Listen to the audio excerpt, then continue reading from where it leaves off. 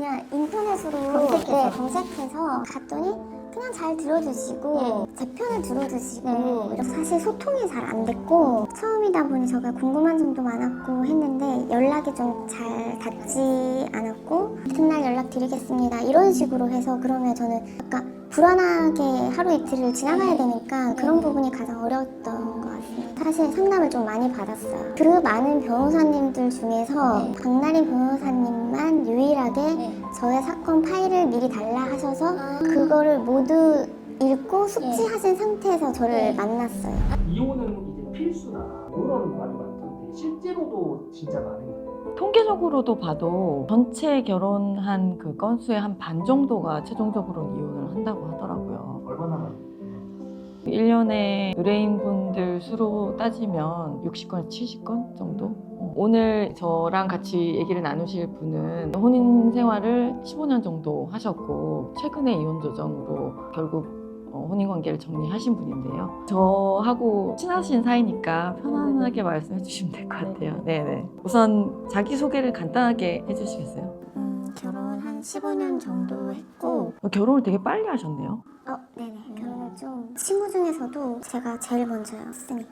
아이도 굉장히 빨리 낳으시나요? 네. 그 남편과의 결혼 기간이 그래도 꽤 기신 편인데 결혼 생활이 좀 어땠다고 기억하세요? 아이들을 키우면서 제게 초반에는 이런 걸 생각할 겨를 없이 너무 정신없이 아이들을 키우게 되니까 아이들 위주가 되더라고요. 그러니까 자연스럽게 대화도 줄어들고 모든 게 아이 위주였기 때문에 카톡도 한 달에 한 번? 서서히 어색해지는 그런 관계가 나중에는 됐어요. 근데 막 다툼이 잦으셨거나 그랬던 건 아니셨고요? 초반에는 다투고 하기도 했는데 얘기가 잘 안 되는 부분도 있다 보니까 서로 그냥 안 하게 돼서요. 남편한테 내용 증명을 받으셨잖아요. 그때 뭐 내용 증명에 어떤 내용이 써 있었던 건가요? 이혼한다. 그리고 아이의 양육권을 포기한다. 그리고 일주일 안에 집에서 퇴거한다. 재산 분할에 대한 명목으로 사인을 하는 조건으로 그걸 받게 됐죠. 갑자기 이렇게 이혼하자는 내용의 내용 증명을 받으셨을 때 되게 당황하셨을 것 같거든요. 네. 살면서 받아보는 경우가 사실은 없잖아요. 이거를 저는 법적인 그런 거를 전혀 알지 못하는 상태니까 이거를 사인을 해야 되나? 이런 고민을 했고 이렇게 내용 증명을 보내고 하는 기간이 사실 최소 아무리 못해도 한 달은 걸렸을 것 같거든요. 그 기간 동안 이혼에 대한 얘기를 한 번도 안 꺼냈었나요? 얘기는 없었고 근데 돌이켜보니 상대 이제 성격을 아니까 충분히 그랬을 수 있다. 내용 증명 받고서 아신 거잖아요. 네네네 맞습니다. 정말 충격이 크셨겠어요. 네네. 그때 그러면은 좀 고민을 하셨을 것 같아요. 그냥 이혼을 원하는 대로 네네네네. 이혼을 좀 조속하게 마무리할까. 어색해진 기간이 되게 오래됐다 보니까 사실 살면서 누구나 생각은 조금 해볼 수 있잖아요. 이혼이라는 거를. 그래서 네, 저도 생각해봤어요. 저도 사실 생각을 안 했던 건 아니었기 때문에 이제 2, 3일이 지나고 나니까 정신이 조금 들고 누구의 자문을 구해야 되겠다. 법적인 그런 거를 알아봐야 되겠다 하고 저도 이제 변호사님들을 찾아가기 시작했죠. 그때는 사실 제 상황이 너무 제가 생각할 땐 급박한 상황이었는데 돌이켜보니 그렇게 급박하지도 않았는데 제 심적인 부분이 되게 급해서 상담을 받고 바로 그분하고 이제 상담은 한 군데만 받았어요. 네네네. 한 군데 찾아가신 거는 어떻게 찾아가셨어요? 그냥 인터넷으로 검색해서 갔더니 그냥 잘 들어주시고 제 편을 들어주시고 이렇게 하시니까 이렇게 그냥 하면 되겠다.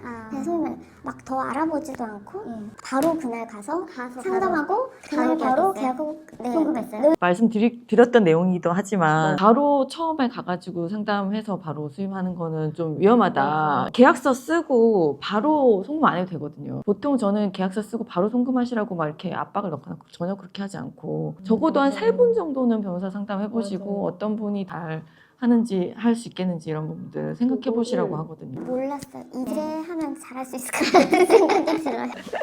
그래서 어쨌든 내용 증명 받고 바로 합의는 하신 건 아니고 변호사한테 상담을 받으시고 소송이든 조정이든 절차를 밟겠다라고 결정은 하신 거네요. 네. 그분은 조정은 패스하고 무조건 재판으로 가야 맞다라고 하셨고 그 부분이 조금 저랑 의견이 다른 부분이기도 했어요. 왜냐면 상대 측의 재산을 모르는 상황에서 조정해서 하기는 힘들다라고 했고 그건 어느 정도 저도 동의하는 부분이 있었는데 아이들이 중간에 있다 보니 중간에서 조금 이렇게 해주시기를 바랬는데 무조건 안 된다고 하셨고 무조건 재판으로 무조건 가야 됐다고. 사실 뭐 저도 소송 맞아요. 얘기를 했었잖아요. 소송으로 가야 될 필요성이 있다. 근데 한편으로는 또 조정을 희망하시는 마음도 있으신 것 같이 저는 느꼈거든요. 그래서 박나리 변호사님은 저의 의견을 조금 수용해 주시고 생각해 주셨다면 그분은 단호하게 안 된다고 하셨죠. 처음에는 잘 모르니까 그냥 그렇게 해야 되나 보다라고 생각을 하면서 그냥 그렇죠. 이게 의뢰인들은 그 절차가 어떻게 진행되는지 또 소송으로 갔을 때 어떤 어려움이 있는지 이런 부분들에 대해서는 잘 모르니까 또 조정으로 갈 수도 있고 소송으로 갈 수도 있고 어떤 게 나한테 제일 이익이 되는지 이런 부분들을 생각할 기회를 드려야 되는 거고 그런 부분이 있는데 이제 그는 그런 부분까지는 설명을 못 들으셨던 거네요. 뭐 결혼 생활을 15년 정도 하셨는데 상대방 재산 상황을 구체적으로는 잘 모르셨다고 하셨잖아요. 얘기를 안 하니 몰랐고 결혼 초반에 제가 그런 얘기를 했을 때 그런 부분을 좀 난색을 표하기도 했고 본인이 다 관리할 거고 그거에 대해서는 궁금해 안 했으면 좋겠다는 식으로 하고 그래서 전혀 알 수가 없었죠. 지금 생각하셨을 때 남편이 제시했던 그 금액으로 합의 안 하시길 잘하신 것 같으세요? 더 많이 받아주셔가지고 그거는 당연한 얘기죠. 그 아까 처음에 변호사를 선임을 하셨잖아요. 사건 진행은 어떻게 됐어요? 사실 소통이 잘 안 됐고 처음이다 보니 제가 궁금한 점도 많았고 했는데 연락이 좀 잘 닿지 않았고 그러니 좀 서서히 불안한 마음도 있었고 어떻게 진행되는지에 대해 설명이 없으셨고 그 다음날 연락드리겠습니다. 이튿날 연락드리겠습니다. 이런 식으로 해서 그러면 저는 약간 불안하게 하루 이틀을 지나가야 되니까 그런 부분이 가장 어려웠던 것 같습니다. 답답하셨겠네요, 되게. 네, 답답하고 이 변호사님을 믿고 가기에는 조금 무리가 있겠다 싶어서 이제 다른 변호사님을 알아보기 시작했습니다. 그러면은 저를 선택하실 때는 어떤 점을 보시고 선택하셨나요? 그때는 처음 상담하고 바로 선임을 했잖아요. 그래서 사실 상담을 좀 많이 받았어요. 아, 저한테 오시기 전에 네. 상담 받으셨어요?